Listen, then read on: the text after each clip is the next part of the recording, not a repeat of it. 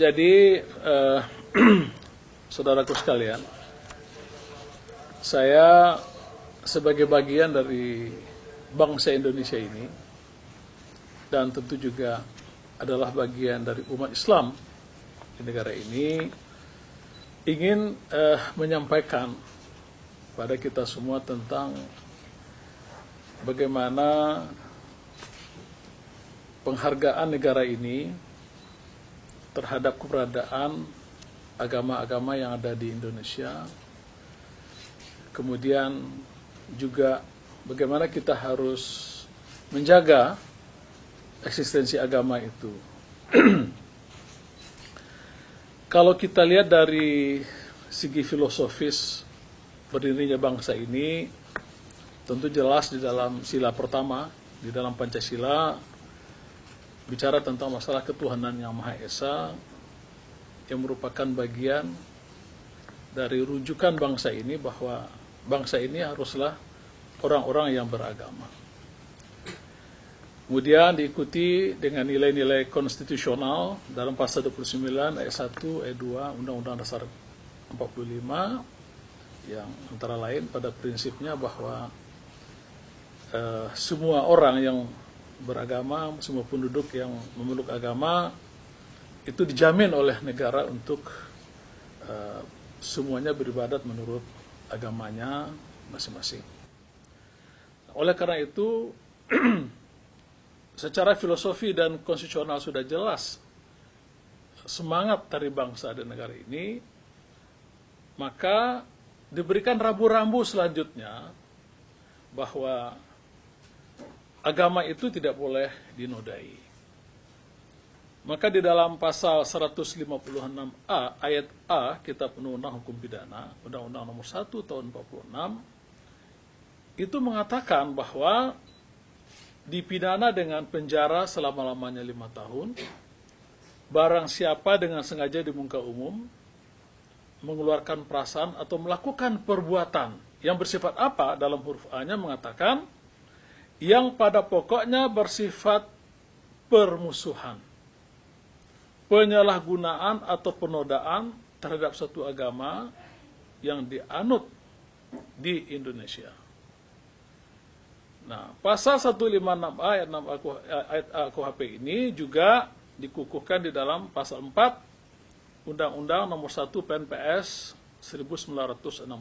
Jadi jelas landasan filosofi, landasan konstitusional, kemudian landasan undang-undang. Di dalam praktek ketatanegaraan kita, memang terjadi beberapa kali penodaan terhadap agama, khususnya mengenai agama Islam. Oleh karena itu, saya langsung pada putusan Mahkamah Agung nomor 1787 K/PIT 2012, itu jelas mengklasifikasi bahwa kriteria-kriteria yang ada dalam pasal 156A huruf A Kitab Undang-Undang Hukum Pidana itu betul-betul merupakan satu penodaan agama, sehingga hakim sudah yakin bahwa itu memang pasal mengenai penodaan agama. Demikian juga pada kasus lain, putusan Pengadilan Negeri Jakarta Pusat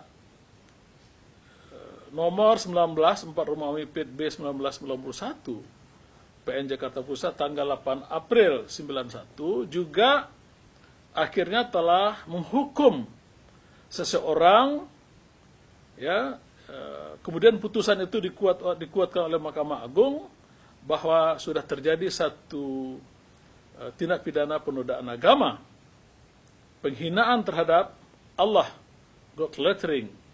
Nah, dasar inilah yang dipakai oleh jaksa penuntut umum untuk mendakwa seseorang pada waktu itu dengan ancaman hukuman 5 tahun penjara.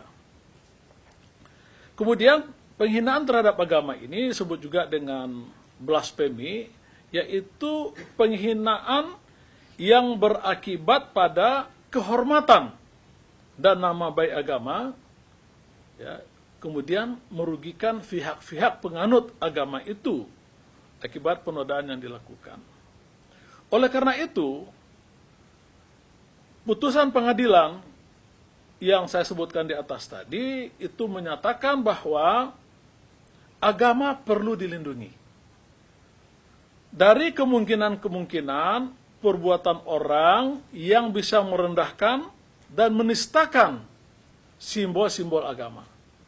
Seperti menistakan Tuhan, Nabi, kitab suci. Ya.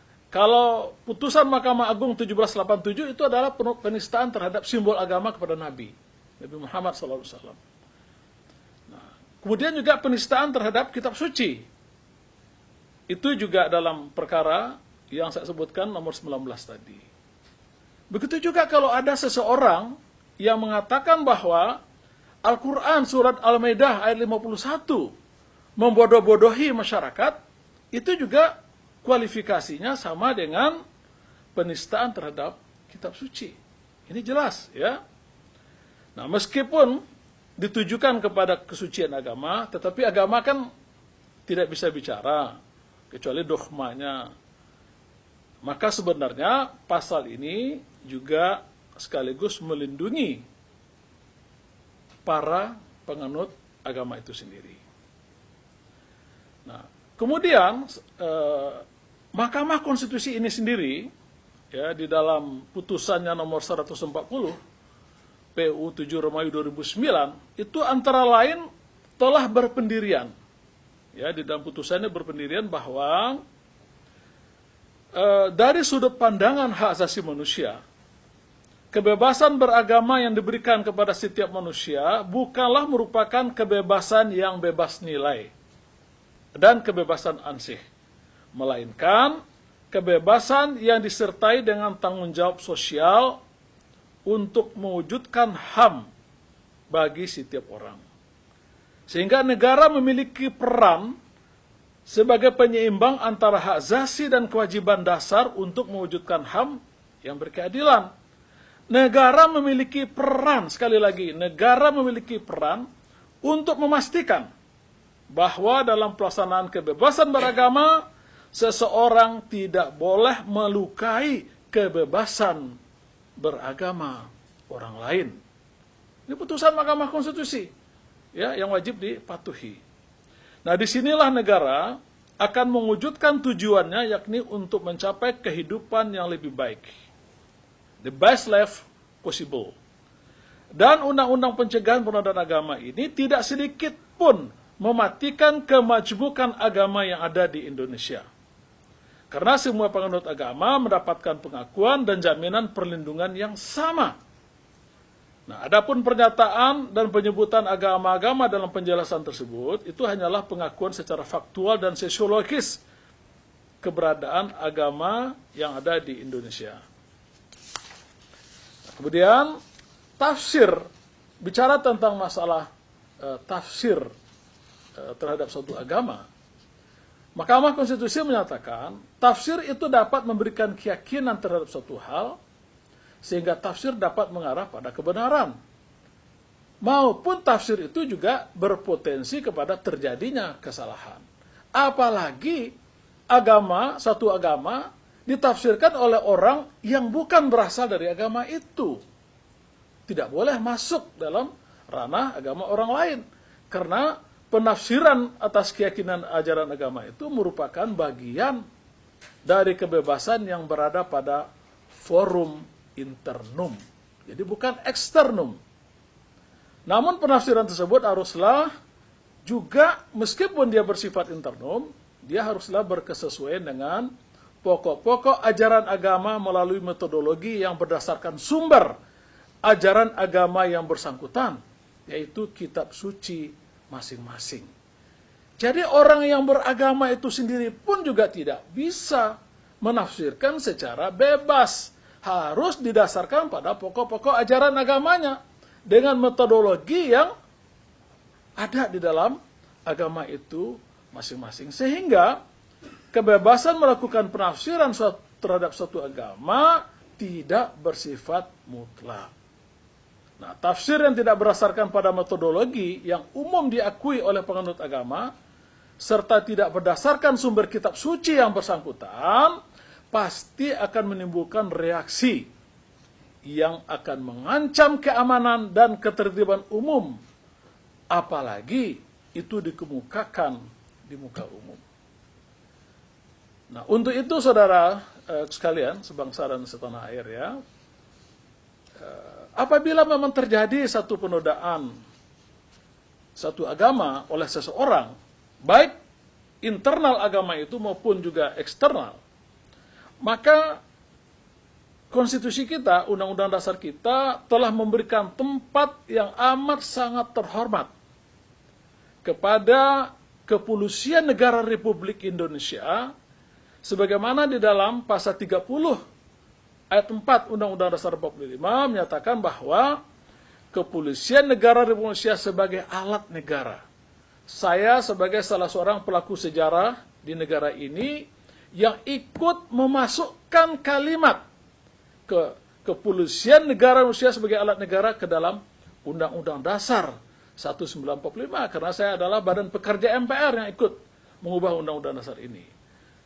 Untuk apa polisi? Yaitu menjaga keamanan dan ketertiban. Ketertiban masyarakat dengan 4 tugas kepolisian. Yang pertama, melindungi. Ya, jadi semua masyarakat Indonesia ini mesti harus dilindungi. Yang melindungi siapa? Ya, Kepolisian Negara Republik Indonesia. Termasuk melindungi hak-hak warga negara satu penganut agama apabila agamanya dinodai oleh seseorang. Jadi kewajiban polisi untuk melindungi itu. Ya, kemudian mengayomi, di mana Kepolisian Negara Indonesia berada pada posisi sentral, berada pada posisi seluruh lapisan masyarakat, karena dia bersifat mengayomi. Kemudian melayani masyarakat. Melayani masyarakat di sini juga termasuk di dalamnya adalah menerima laporan-laporan tindak pidana yang dilaporkan oleh masyarakat kepada Kepolisian Negara Republik Indonesia. Itu namanya melayani masyarakat. Dan terakhir adalah menegakkan hukum. Menegakkan hukum itu adalah bagian dari proses melindungi, mengayomi, dan melayani masyarakat. Endingnya adalah menegakkan hukum. Menegakkan hukum itu adalah dengan melanjutkan, meneruskan laporan masyarakat yang berkenaan dengan, termasuk diantaranya adalah yang berkenaan dengan penodaan agama. Nah, seperti yang kita saksikan pada hari ini. Oleh karena itu saya sebagai pribadi, saya katakan bukan sebagai hakim konstitusi, bukan sebagai mantan menteri, tapi sebagai pribadi. Bukan sebagai mantan anggota DPR. Saya ingin mengajak, pertama kepada kita semua, memang harus menyerahkan proses hukum ini kepada Kepolisian Negara Republik Indonesia. Yang kedua, saya juga menghimbau Kepolisian Negara Republik Indonesia memberikan perkembangan, memberitahukan perkembangan penyidikan. Apakah penyelidikan maupun penyidikan kepada masyarakat yang telah melapor. Sehingga masyarakat mengetahui sampai sejauh mana laporan kami, kepercayaan kami, harapan kami kepada Kepolisian Negara Republik Indonesia. Memang polisi tidak dalam kapasitas menyatakan orang harus dihukum atau tidak dihukum. Karena itu adalah tugas dari hakim apabila proses perkaranya sudah dilanjutkan. Nah, ini yang penting kita fahami dengan sebaik-baiknya, sehingga jangan sampai persoalan ucapan oleh satu orang bisa mengakibatkan kekecewaan jutaan, puluhan juta, mungkin juga ratusan juta manusia ini, manusia Indonesia ini. Ya, oleh karena itu, marilah kita kembali kepada sistem yang ada di negara kita. Ya, kita percayakan kepada kepolisian, dan kepolisian punya kewajiban untuk menindaklanjuti dan juga menyampaikan sampai sejauh mana perkembangannya. Nah, ini masyarakat juga harus legowo menerima perkembangan demi perkembangan. Nah, itu yang bisa saya sampaikan pada kita semua. Sekali lagi, posisi saya adalah sebagai bagian dari bangsa Indonesia, sebagai bagian dari umat Islam yang ada di negara tercinta ini. Terima kasih. Assalamualaikum warahmatullahi wabarakatuh.